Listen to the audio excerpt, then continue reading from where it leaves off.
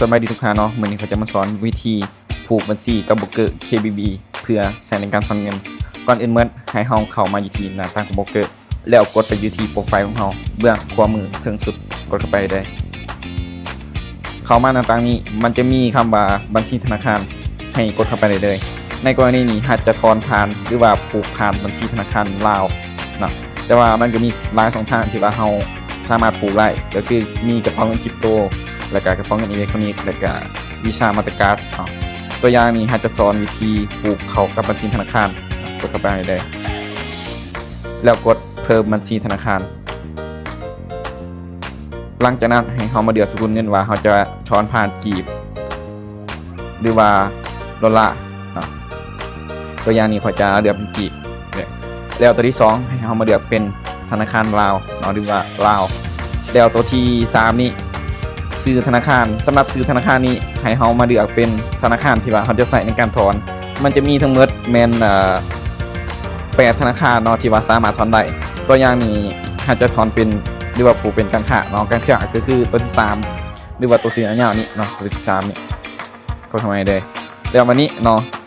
ให้เฮามาเลือกหรือว่ามาใส่ซื้อสาขานี่ให้ตรงกับปึ๊บบัญชีของเฮาเนาะเพราะว่าในตัวบัญชีของเฮามันจะมีชื่อสาขาธนาคารที่ว่ามันระบุไปในนั้นเนาะหรือเนาะเฮาจะใส่เป็นชื่อเมืองเฮาก็ได้ตัวอย่างเนาะหาอยู่ปากเซหาจะใส่เป็นปากเซเนาะหลังจากที่เฮาใส่ชื่อสาขาธนาคารเรียบร้อยเนาะให้เฮามาใส่ชื่อบัญชีของเฮาสำหรับบางคนเนาะที่ว่าใส่ชื่อเนาะตัวนี้ไม่สำคัญใส่ให้ตรงกับชื่อบัญชีของเฮาแท้ๆเนาะต้องครบหมดเนาะแล้วก็ต้องเป็นตัวพิมพ์ใหญ่หมดตามชื่อธนาคารของเฮาหลังจากที่เฮาใส่เรียบร้อยเนาะให้เฮามาใส่ตัวรหัส swap นี่รหัส swap นี่มันถ้าว่าเฮาเลือกธนาคารตัวใดมันจะมีอยู่แล้วเนาะถ้าว่าเฮาเลือกนี่แล้วตัวนี้เป็นปล่อยเลยแล้วสำหรับตัวนี้เป็นหมายเลขบัญชีธนาคารหรือว่าเลขบัญชีธนาคารเนาะสำหรับตัวนี้ก็พยายามให้แต่ละคนใส่ให้ถูกเนาะเพราะว่าเห็นหลายคนนี่ใส่บ่ครบหรือว่าใส่ผิดเนาะหลังจากที่ว่าเฮาใส่ครบทั้งหมดเรียบร้อยเนาะนี่ให้เฮามาอัปโหลดปุ๊บบัญชีธนาคารของเฮาหน้าปุ๊บบัญชีธนาคารของเฮาเนาะหรือถ้าว่าไผบ่มีเนาะให้อัปโหลดเป็น QR ของเฮาแต่ถ้าเป็นไปได้เนาะอยากให้อัปโหลดเป็นรูป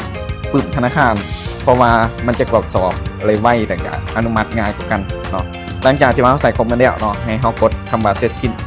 หลังจากที่ว่าเฮากดเสร็จสิ้นเรียบร้อยก็ที่ว่าเป็นที่สำเร็จเนาะหลังจากที่ว่าเฮาผูกบัญชีธนาคารเรียบร้อยแล้วเฮาต้องการถอนจะถอนแบบใดก่อนอื่นเมื่อแม้นให้เฮาเข้ามาที่หน้าโบรกเกอร์เดี๋ยวมันจะมีคำว่าถอนเงินเนาะกดเข้าไปเลยแล้วเลือกบัญชีที่ว่าต้องการถอนตัวอย่างข่อยจะใส่เป็นบัญชีนี้หลังจากนั้นใส่จำนวนที่ต้องการถอน